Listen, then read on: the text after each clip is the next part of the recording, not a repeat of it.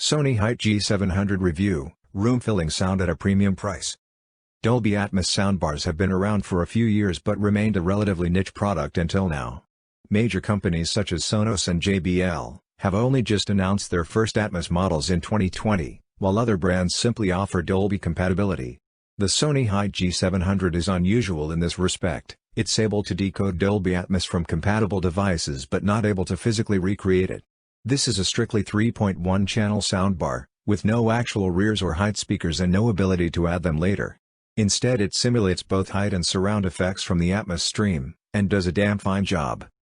Sony has been using this kind of electricity for a while, most recently with 360 reality audio on the Amazon Echo Studio, and the HT-G700 demonstrates the company's deep know-how. This soundbar won't give you pinpoint accuracy like a true Atmos rig, but it's great at generating a sense of space that fills your room. The problem for Sony, however, is the existence of capable Atmos speakers such as the Vizio SB36512F6 and LG SL9YG, $540 at Amazon, that cost the same or even less while managing to include actual height and rear channel speakers. If you don't want a living room full of speakers, however, the G700 is easy to set up and sounds great. I only wish the feature count was a little more generous for the price. Design and features. The HT-G700 is a soundbar and wireless subwoofer combo which promises up to 7.1.2 channel surround sound according to Sony's marketing. In fact, most of those channels are emulated and not true Atmos surround sound. The bar has neither up-firing speakers nor rears. It only has 3.1 channels worth of actual speaker.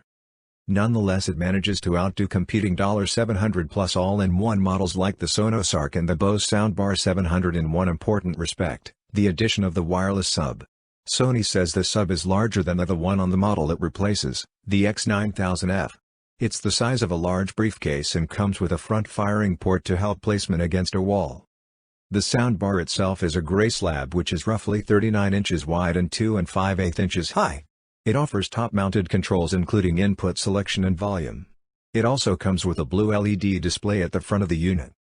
Inputs include an HDMI in, a separate HDMI ARC/EARC output, digital optical, Bluetooth and USB. Unlike the Sonos Arc, the separate HDMI in gives you more flexibility in the devices you can use. For example, you won't need a new TV in order to hear Dolby Atmos streams from a 4K Blu-ray. Audio processing is one of the main drawcards of this product. Along with both Dolby Atmos and DTS:X decoding, the Sony offers a number of excellent presets including dedicated cinema and music modes using Sony's vertical surround engine.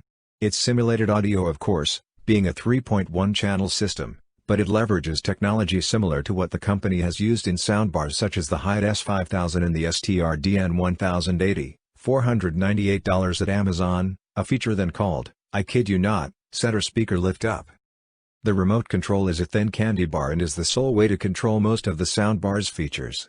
It fit nicely in my hand and all the buttons were within easy reach. The main issues potential Sony buyers need to weigh are that the HT-G700 costs $100 more than the Vizio SB36512F6, $387 at Amazon, bar, and it doesn't offer the same level of features, specifically true Dolby Atmos playback. If you can get over that, the Sony offers excellent sound without requiring a bunch of extra speakers, which is a big plus. Another bonus is the all-important second HDMI input, which the forthcoming Sonos Arc lacks.